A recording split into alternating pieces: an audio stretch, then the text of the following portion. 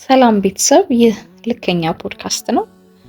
በዛሬው የልከኛ ፖድካስታችን የምንዳስሰው አንድ ፊልም ይኖረናል። ይህን ፊልም ከማህበራዊ እና ከስነ ልቦና አንጻር እናየዋለን። ምን ያህል ትራውማ ወይንም ደግሞ የልጅነት ጠባሳ ካደግን በኋላ ህይወታችንን፣ ማህበራዊ ህይወታችንን ምን ያህል እንደሚያቃውስ በዚህ ፊልም በደንብ ተቀምጦ አይተነዋል። አብራችን ቆዩ። እሺ፣ የፊልሙ ርዕስ ሎሌ ይባላል። ሎሌ የሚለው ፊልም የረዲ በረካ ፊልም ነው።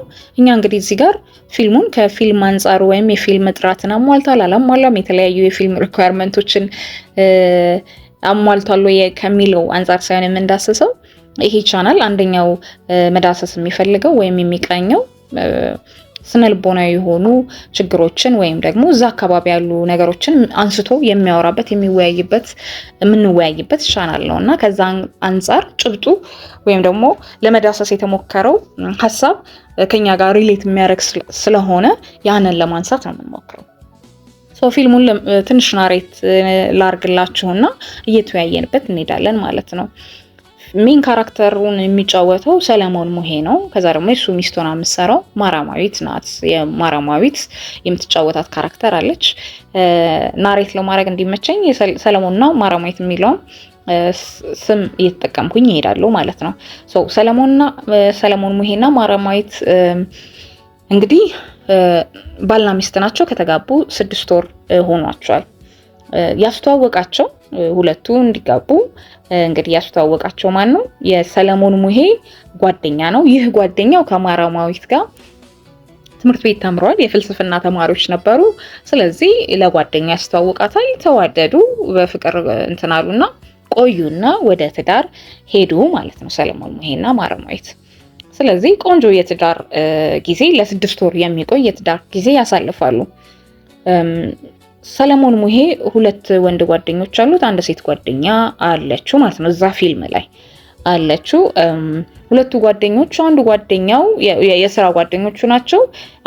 አንደኛው ጓደኛው ይችን ሚስቱን ያስተዋወቀው ጓደኛው ነው። አንደኛው ጓደኛው ግን እዛው አብሮት የሚሰራው ጓደኛው እንግዲህ ምግባረ ብልሹ ልንለው እንችላለን። የተለያዩ ባለትዳር ሴቶችን የሚያማግጥ ባለትዳር እየመረጠ የሚያማግጥ እንደዚህ አይነት ባህሪ ያለው ልጅ ነው። ይሄንንም ስራውን ውሎውን እየመጣ ለነሱ የሚዘግብላቸው ማለት ነው። አንድ ሴት ደግሞ ጓደኛ አላቸው። ከስራ በኋላ አብረው የሚጫወቱ የሚዝናኑ ማለት ነው። ይሄ ነው የፊልሙ ሴታፕ ማለት ነው። ሰለሞን ሙሄ ባለትዳር ነው። ማራማዊት ጋር አብረው ይኖራል። ለ6 ወር ቆይተዋል። እሱ 2 ወንድ ጓደኞች አሉት። አንደኛው ጓደኛ የተለያዩ የሴት ጓደኞችን የሚያወጣ የሚያማግጥ ጓደኛው ነው። ይሄ ነው ሴታፑ ማለት ነው።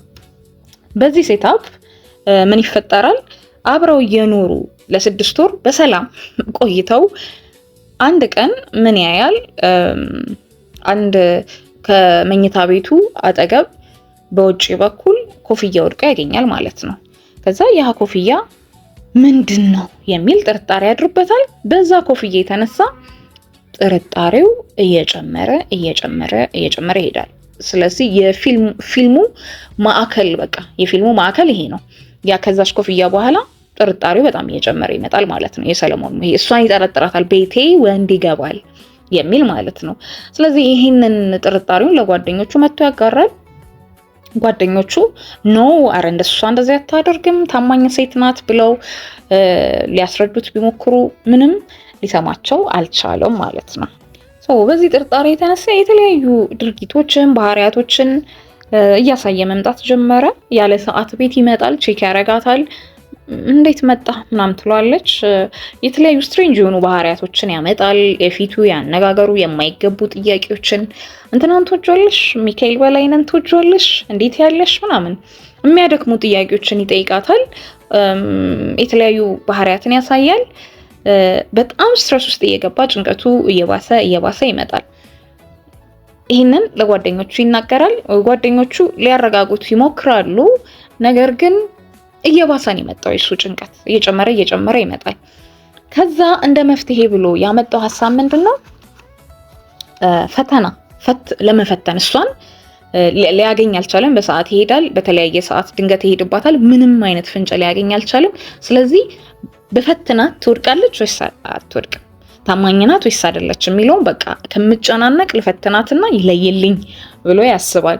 ስለዚህ አንድ ጓደኛውን እንዲፈትንለት ያደርጋል ማለት ነው። ይሄ ጓደኛው የተለመደው ልምድ ስላለህ በሚል የተለያዩ ሴቶችን ባለትዳር ሴቶችን የማማገጥ ልምድ ስላለው አንተ ፈተነልኝ ብሏል። መጀመሪያ ላይ አልስማማም ብሎ ነበር፣ ያው ጓደኛው ስለሆነ። ኋላ ላይ ግን ተስማማ ማለት ነው። እንግዲህ ይህቺ ሴት ምንም የማታውቀው ሴት ጓደኛው የባሏ ጓደኛ ቤት ይመጣል። እንደ ባሏ ጓደኛ ልታስተናግደው ትሞክራለች። ያው እሱ ሚሽኑን ለመፈጸም የተለያዩ ነገሮችን ለማድረግ ይሞክራል፣ ሊስማት ይሞክራል። በዛ ሰዓት መኝታ ቤት ታስገባውና ትቆልፍበትና ባሏ ጋር ትደውላለች። ከዛ በኋላ ባሏ ይመጣል፣ ድራማቸውን ይሰራሉ። አንተ ምናምን ብሎ ድራማቸውን ይሰራሉ ማለት ነው። ምን አለች? አለፈች ማለት ነው።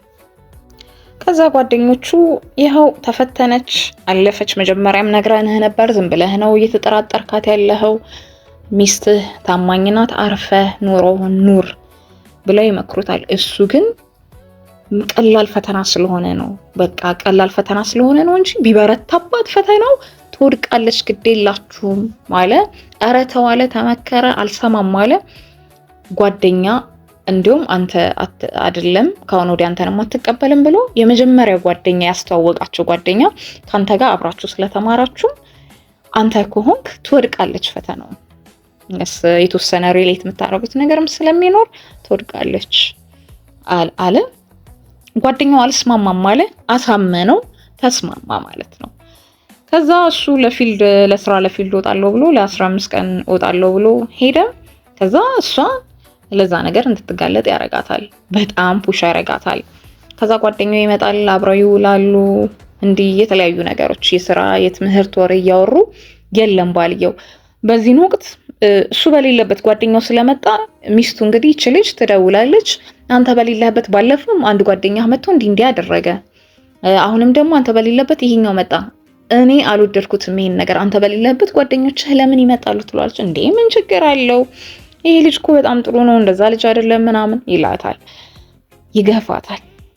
ምን ያህል እየገፋት እንዳለ ማለት ነው እንግዲህ ይገፋታል።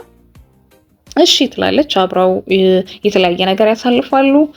15 ቀን በጣም ፑሽ ያረጋታል። አብረው ይውላሉ፣ አብረው እንትን ይላሉ። ሪሰርች ፔፐር እየሰራች ነበረ፣ ላግዝሽ ይላታል። እንዲያንዳ መጨረሻ ላይ ሊስማት ሲሞክር በጣም ትናደዳለች፣ ታስወጣዋለች ከቤት ምናምን። ከዛ በኋላ የመጨረሻ ይቅርብህ፣ ሚስት ይሄን ያህል ሄድን፣ ታማኝነቷን አሳይታለች፣ ተመለስ ወደ ቤትህ ይለዋል። አሻፈረኝ፣ በጣም ስላልገፋሃት ነው እንጂ ታማኝ አይደለችም ማለት በጣም ብትፈታተናት ትወድቃለች። ግፋት ነው በቃ እየገፋት ነው ያሉት ይችልች። ከዛ የመጨረሻ እንግዲህ በጣም ፑሽ አረጓት፣ አብረው ጠጡ ምናምን ይችልች ወደቀች በመጨረሻም ማለት ነው። እንግዲህ በመጨረሻም ትወድቃለች። ፊልሙ እንግዲህ ይሄ ነው ፊልሙ ማለት ነው። እሺ እንግዲህ እኔ አሁን እዚህ ፊልም ላይ 3 ኤሪያ ይታየኛል። 3 መዳሰስ ያለባቸው መታየት ያለባቸው ክፍሎች አሉ። እነሱ እነማን ናቸው? አንደኛ ባልየው ነው። ባልየው በዚህ ልክ መጠራጠር፣ አንድ ኮፍያ ይቻለው ብሎ ቀጥታ ይሄ ኮፍያ ምንድነው ከየት መጣ ምናምን የሚለው ኮፍያው መጨረሻ ላይ የማን ይሆናል? ቆሻሻ ሊያነሳ የገባ ልጅ ወድቆበት፣ ቆሻሻ የሚያጸዱ አሉ አይደለ? እነሱ ወድቆበት በኋላ ላይ የመጨረሻ ጊዜ ሲመጣ ጋሼ ኮፍያ ጥዬ ነበረ ይሏል። ይሄ ኮፍያ አንተ ነው ሲለው አዎ ይሏል። ስለዚህ ኮፍያው እሱ እንደሆነ መጨረሻ ላይ ያውቃል ማለት ነው። የመንግስት ቆሻሻ የሚያነሱት ማለት ነውና ስለዚህ ይሄ ኮፍያ የማን ነው ምንድነው ብሎ ቀጥታ ከመጠየቅ ይልቅ በራሱ ዓለም የራሱን እንትን ፈጥሮ እዛ ጥርጣሬ ውስጥ የመግባት በዚህ ልክ ርቀት የመሄድ እሷን የመፈተን ከየት መጣ፣ እንዴት መጣ፣ ለምን መጣ የሚል ጥያቄ ያስጠይቃል። ጓደኞቹ ይሄንን የጓደኛቸውን ባህሪ የጓደኛቸውን ችግር በምን መልክ ነው ሪያክት ያደረጉት፣ በምን መልክ ነው የተባበሩት የሚለው አለ። ሚስትየው ይሄን ነገር እንዴት አንድን ለማድረግ ሞከረች፣ በመጨረሻም እንዴት ወደቀች የሚለው ለማየት እንሞክራለን። ባልየው ሁለተኛው ጓደኛውን ሲያሳምነው የመጀመሪያውን አልወድቅም ብላ መኝታ ቤት ዘግታ ካባረረችው በኋላ ሁለተኛው ግን አብሯት የተማረው ልጅ ሊልክበት ሲል እምቢ ብሎት ነበር እና ያሳመነው በምንድን ነው? እናቴ ልትሞት በልጅነቱ ልትሞት ስታጣጥር የነገረችው አንድ ነገር ነበረ።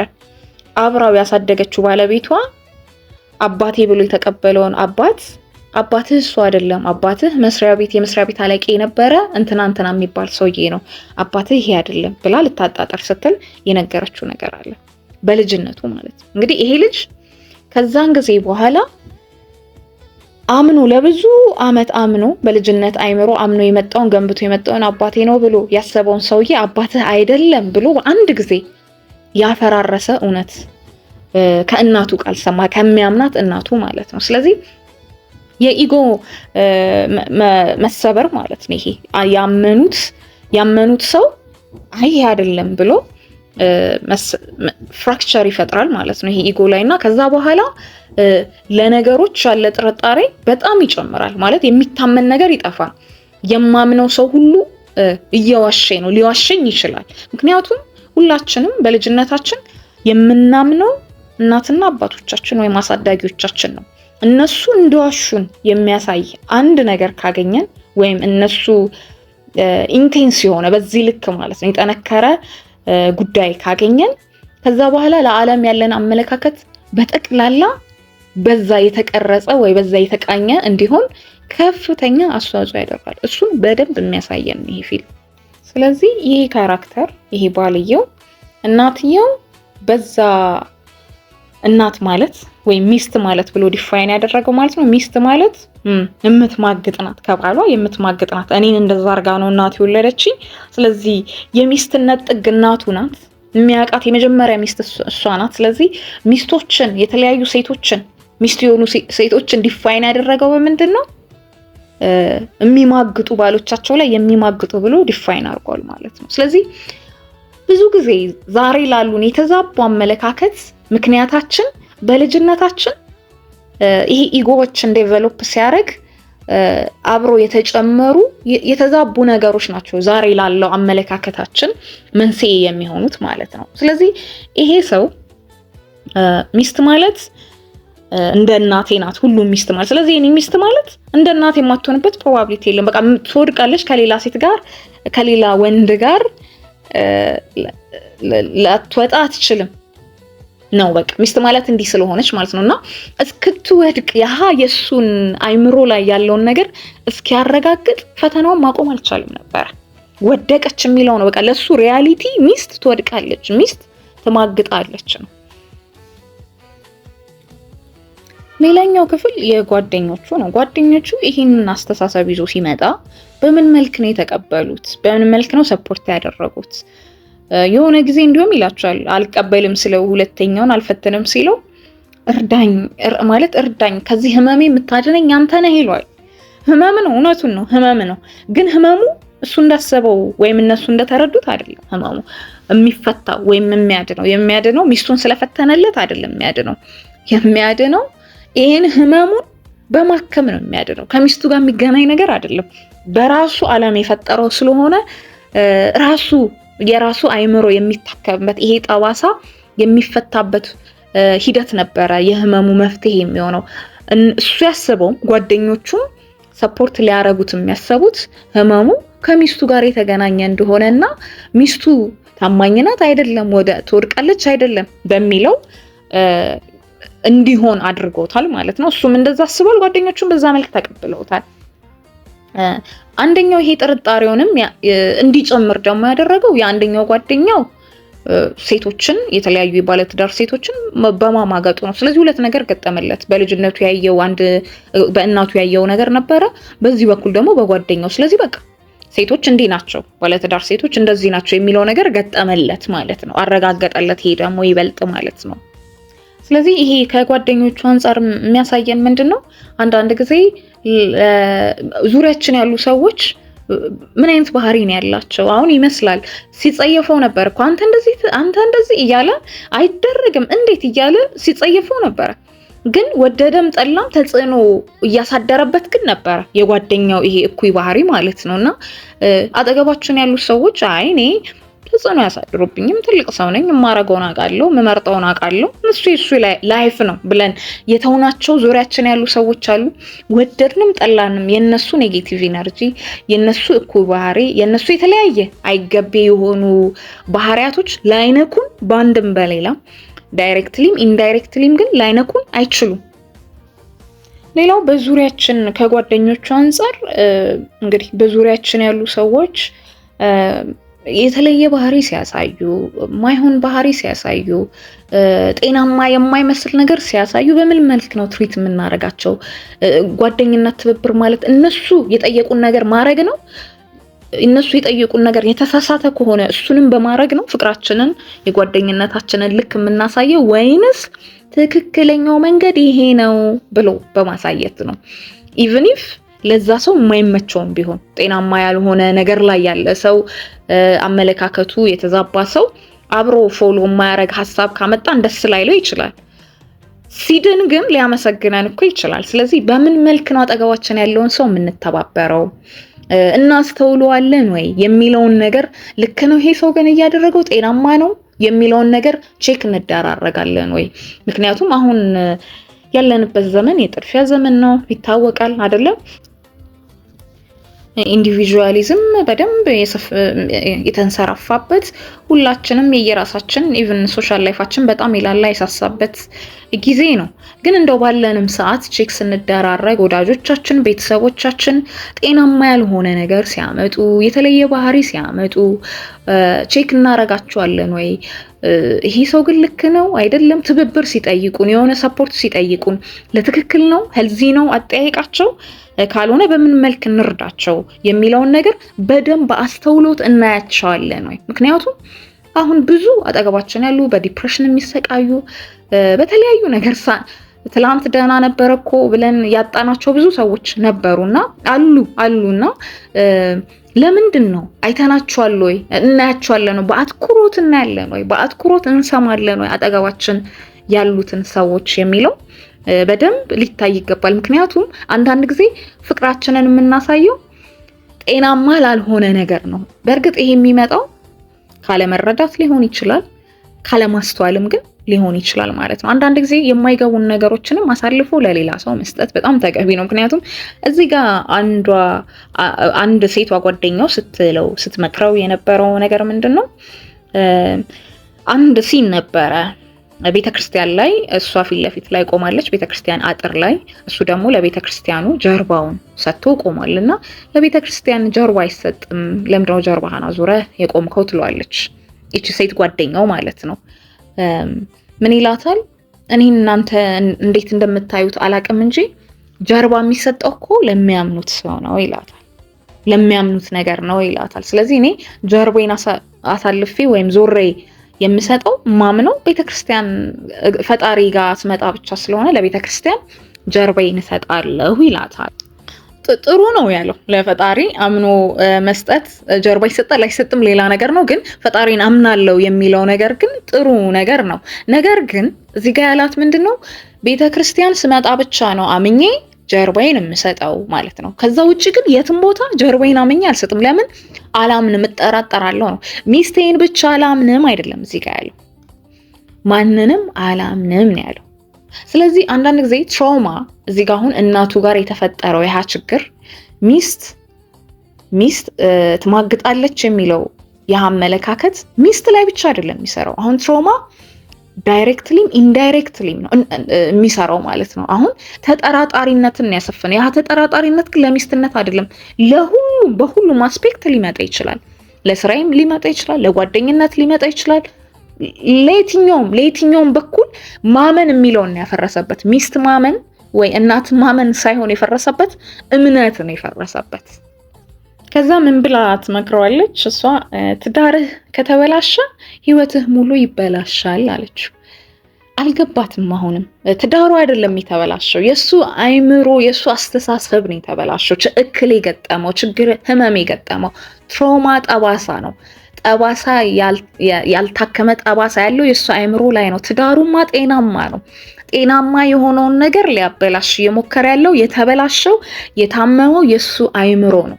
ስለዚህ የእሱ አእምሮ ነው መታከም ያለበት እንጂ ትዳሩ ጤናማ ነበረ። ያህን ጤናማ ትዳር ሊያበላሽ እየተጣጣራን ያለው እነሱ ግን ብልሽቱ የመሰላቸው ትዳሩ ነው እየተበላሸ ያለ የመሰላቸው ማለት ነው። ሌላው ኤሪያ እንግዲህ ሌላው ክፍል የሚስትየው ገጸ ባህሪ ነው። የሚስትየው ገጸ ባህሪ በመጨረሻ ላይ ያው እንደነገርኳችሁ ወድቃለች። ሚስትየው ግን አሁን ወደቀች ነው የሚባለው ወይስ ጣላት? ወደቀች ነው ወይስ ጣላት? ገፍቶ ነው የጣላት። ገፍቶና መጨረሻ ላይ ግን እሱ እንደወደቀች ነው እንግዲህ የሚሰማው ማለት ነው። ማለት አንዳንድ ጊዜ የሞራል ስለ ሞራል ያለን አስተሳሰብ የሆነ ሰው ታማኝ ነው አይደለም፣ የሆነ ሰው ጥሩ ነው አይደለም የሚለውን ነገር የምናይበት መንገድ ይገርመኛል። ለራሳችንም ለሰውም ሲሆን ማለት ነው። ይህ ማለት ምንድነው? አሁን በእነሱ ብናይ ሊፈትናት ያሰበው ታማኝ ናት አይደለችም የሚለውን ላይ ነው። ነገር ግን ሰው ስንጸልይ ራሱ ወደ ፈተና አታግባን ብለን ነው የምንጸልየው። ፈተና ከአቅም የሆነ ፈተና እንዳንፈተን ነው። ምክንያቱም ከአቅማችን በላይ የሆነ ፈተና ከተፈተን ወዳቂዎች ነን። ይህ ማንነት ውስጣችን አለ። በተቻለ መጠን ወደማይፈትነን ኤክስፖዠር መቀነስ ያለብን፣ አይናችንን ልባችንን መጠበቅ ያለብን ለፈተና እንዳንጋለጥ ነው እንጂ የማንወድቅ ፍጡር ስለሆነን አይደለም ያልወደቅ ነው። በተለያዩ መንገዶች እምነት አሁን የታመንላቸው ነገሮች የታመንላቸው በጣም ታማኝ ሰው ስለሆነን አይደለም፣ ከአቅም በላይ የሚፈትኑ ነገሮች ስላልገጠሙን ነው። ስለዚህ ይሄ ካፓቢሊቲ እንዳለና ኤክስፖዠር መቀነስ እንዳለብን ብዙ ጊዜ ማሰብ ይሳነናል ይመስለኛል። እና እኛ የሞራል አለቃ እንሆንና አንዳንድ ጊዜ ለጀጅመንትም የወደቁ ሰዎችን ስናይ ጀጅ ለማድረግም እንጣጣራለን። ምናልባት እነሱ ያህ ፈተና ገጥሟቸው ነው፣ እኛ ያህ ፈተና ስላልገጠመን ነው ልዩነታችን የሚሆነው። ስለዚህ እኔ የእሷን በዚህ መልክ ነው ያየሁት። ሰውን ከአቅም በላይ የሆነ ፈተና አለመፈታተን። ምክንያቱም ሁሉም ሰው ይሄ ኤቪል የሆነ ካፓቢሊቲ አለን ሁላችንም ማለት ነው። በተቻለን መጠን ያህንን ነገር የማያወጣ ያህንን ነገር ከልቲቬት እንድናደርግ የማይተባበረን ኢንቫይሮንመንት ሰው አካባቢ ነው መዋል ያለብን ነው እንጂ ሙሉ ለሙሉ ይሄ ጉድነን እያለን አይደለም ማለት የለብንም። እና አይ ቲንክ ይሄ ነገር ነው አሁን እኛ ጥሩ ነን ስለሆነ ሰው መጥፎ ነገር ስናወራ የሆነ ሰው ዝሙት ፈጸመ፣ የሆነ ሰው እንዲያደረገ፣ የሆነ ሰው እንዲወደቀ ስንል በዛ ውስጥ እኛ እኮ አላረግነውም የሚል ነገር ድምፅ አለ። ያንን ለማስተጋባት ነው የምንሞክረውና ምናልባት ግን እዛ ፈተና ውስጥ ስላልገባን ይሆናል ያደረግነው። ሁላችንም ውስጣችን ይሄ ካፓቢሊቲ አለ፣ ኤክስፖዠሩ ስለሌለን ነው ያንን ማናረገው ብዬ አስባለሁ። ስለዚህ ለጀጅ እንዳናረግ ለሰዎች ጀጅ እንዳናረግ ይረዳናል። እንደገና ደግሞ ሰውን ከልክ በላይም መፈታተን እንደሌለብንና እኛም ራሳችን ደግሞ መጠበቅ እንዳለብን ይህንን ማወቃችን ሁልጊዜም ራሳችንን በጥንቃቄ ከሚጥሉን ነገሮች፣ በሞራል ከሚጥሉን ነገሮች፣ ከእምነትን ከሚሰብሩ ነገሮች፣ አንደበታችንን ከሚያቆሽሹ ነገሮች አይናችንን፣ ልባችንን፣ እጃችንን መጠበቅ ሁልጊዜም ያለብን ለዚህ ነው። ወዳቂ ፍጥረቶች ስለሆንን ማለት ነው። አቅሙ ስላለን። ስለዚህ አሁን እንግዲህ ይህንን ስናጠቃልለው ባልየው አለ በትራውማ የተጠቃ በልጅነቱ እናቱ እምነቱን የሰበረችበት በእናቱ ምክንያት እምነቱ የተሰበረ ከዛ በኋላ ጥርጣሬ ዓለምን በጥርጣሬ መነጽር የሚያይ እዚህ ጋር ደግሞ ሚስቱ አለች። ሚስቱ እንግዲህ ወዳ የገባች መጨረሻ ከአቅሟ በላይ በሆነ ተጥላ የተጣለች ወድቃለች፣ ግን ተገፍተራ ነው የወደቀችው። ከዛ ደግሞ ጓደኞቹ አሉ ማለት ነው። ስለዚህ እንግዲህ የምናየው እኔ በመጨረሻ ከዚህ መውሰድ አለብን ብዬ የምናስበው ነገር አንደኛ ሁላችንም በተለይ ትዳር ውስጥ ከመግባት በፊት ያሉብንን ቁስሎች በልጅነት የደረሱብንን ጠባሳዎች፣ ያልታከሙ ያልዳኑ ጠባሳዎችን በተለይ ትዳር ውስጥ ከመግባታችን በፊት መታከም መቻል አለብን። ቼክ ማድረግ መመርመር መቻል አለብን። ከራሳችን ጋር መጨረስ አለብን ይህንን ጉዳይ። ካልሆነ ግን ምን ያህል ትዳርን፣ አካባቢን፣ ጓደኝነትን አሁን በዚህ ፊልም ላይ የምናየው ትዳር ተበተነ፣ ጓደኝነት ተበተነ፣ ምን ያህል ማህበረሰባዊ ቀውስ እንደሚያመጣ ነው። የአንድ ሰው ህመም ማለት ነውና በተለይ ደግሞ በአስተዳደግ ላይ በልጅ አስተዳደግ ላይ ይሄ እንግዲህ ቻይልድሁድ ትራውማም ስለሆነ ማለት ነው። በልጅነት አስተዳደግ ላይ ምን ያህል ይሄ ቻይልድሁድ ትራውማ ምን ያህል ሰውን እንደሚነካ የምን ያህል ሰውን ህይወት እንደሚበጠብጥ ይሄ ፊልም ቁልጭ አድርጎ የሚያሳየን ይመስለኛል። ሌላም ቅድም እንዳልኩት አካባቢያችን ላይ ያሉ ሰዎች ጤናማ ያልሆኑ ነገሮችን ሲያሳዩ ጀጅ ከማድረግ እሱ እኮ ተጠራጣሪ ነው፣ እሱ እኮ ሚስቱ ላይ ይሄዳል፣ እሷ እኮ እንዲህ ታደርጋለች፣ እሷ አታምንም ሰውን፣ ብዙ ጤናማ ያልሆኑ ባህሪዎች አሉ ሰዎች የሚያደርጉ ሰውንም የሚጎዳ እኛንም የሚጎዳ ሊሆን ይችላል ያ ነገር ግን ሰውየው በራሱ አሁን እንግዲህ በፊልሙ ኮንቴክስት ተጠያቂ ነው ማለት አሁን ይከብዳል። ምን እንደሚያደርግ ራሱ እያወቀ አይደለም። በሽታው ነው እንደዛ የሚያደርገው፣ ጠባሳው ነው እንደዛ እያደረገ ያለው። አሞኛል፣ አድኑኝ ይሏል ልጁን ራሱ ጓደኛውን ራሱ ማለት ነውና ጀጅ ከማድረግ ከመጠቋቆም ይልቅ እንደዚህ አይነት ባህሪ ያላቸውን ሰዎች ወደ ሕክምና ቦታ መውሰድ፣ መረዳት፣ ሌሎችንም ከመበከል የሌላውንም ሰው ጤና ከማንሳት ከማቃወስ ስለማይድኑ እነሱን አንደርስታንድ ማድረግና ለመርዳት ተረድቶ ለመርዳት መሞከር በጣም የተሻለ ነው ብዬ አስባለሁ።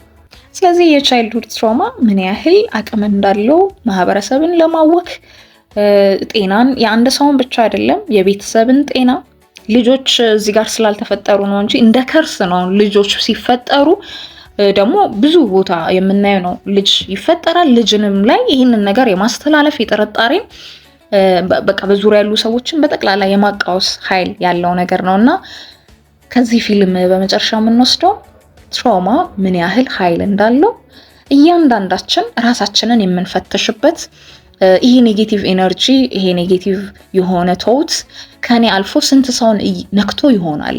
ስለዚህ የሚያስፈልገውን ኢነር ወርክ ሊሆን ይችላል። አሁን እዚህ ጋር መጨረሻ ማለት ያቺ ሴት ስትመክረው ምን ትለዋለች? ይሄ ጥርጣሬ መጥፎ ነው፣ ጥርጣሬውን ቅበረውና መቃብሩ ላይ እምነት ብለህ ጻፍበት ትለዋለች። ከዛ እሱም አዎ እምነት ነው፣ እምነት ማመን ነው የሚያድነው ይላታል። ማመን ነው የሚያድነው እውነት ነው ይላታል። እና አሁን ምንድነው የሚያድነው ነው? ማመን ነው የሚያድነው። ይሄ ቃል ራሱ ልክ አይመስለኝም። እኔ ማመን የመዳን ምልክት ነው እንጂ አንድ የታመመ ሰው አንድ የሚጠራጠር ሰው ማመን ነው የሚያድነው። ኦፍ ኮርስ ነው፣ ግን እሱ የመዳን ምልክት ነው። ስለዚህ አንድ የታመመን ሰው እንዴት ነው ታመን ስላልነው እመን ስላልነው አይደለም የሚያምነውና ምንድነው ማድረግ ያለበት? እንደኔ እንግዲህ የመጀመሪያው ስቴፕ ልክ ያልሆነ ምልከታ እንዳለው ይሄ ትራውማ የልጅነት ጠባሳ እንዳለበት ማወቅ ነው፣ አንደርስታንድ ማድረግ ነው። ይሄንን ነገር በአንደርስታንድ ካደረገና አዌር ከሆነ በራሱ ቀጥሎ ግን ወደ ባለሙያ መሄድ ያለበት ይመስለኛል፣ ስራ ስለሚፈልግ ማለት ነው። ይሄንን እንደዚህ አይነት ችግሮች በራሳችን መፍታት ስለሚከብዱን የሰው እገዛ፣ ምክንያቱም ከስሜት ጋር የተዛመዱ ስለሆኑ በስሜት ደረጃ ስለሆነ መልእክታቸው የሚመጣው ሎጂካሊ የሆነው ማይንዳችንን አንዳንድ ጊዜ እንደሌለ በስሜት ብቻ ስለሆነ ኦቨርዌልም የሚያደርግን በራሳችን ይህን ነገር ማከም ከባድ ይመስለኛል። ችግሩ እንዳለ አምኖ መፍትሄ እንደሚያስፈልገው አምኖ እርዳታ መፈለግን ትልቁ ነገር ይመስለኛል።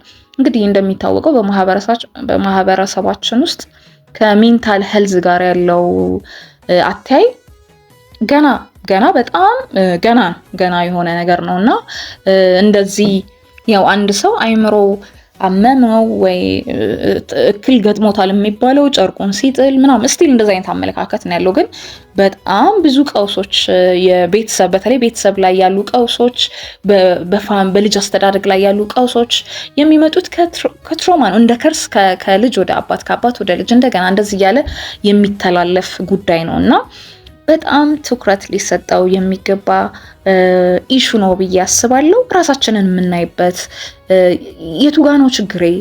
ምን እያደረኩ ነው?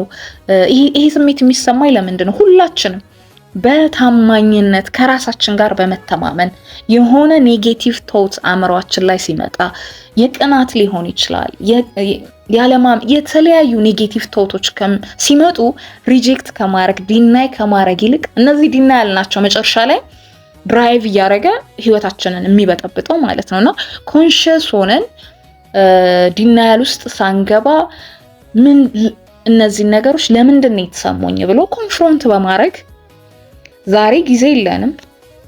ጊዜ ቢኖረንም የማናረገው ነገር ቢኖር ከራሳችን ጋር ማውራት ነው። ግን ብቸኛ መንገዱ ደግሞ ከራስ ጋር ማውራት ነው። በዚህ ሰዓት ብቸኛ መንገዱ ሰው የውጭውን ነገር ያሸንፋል።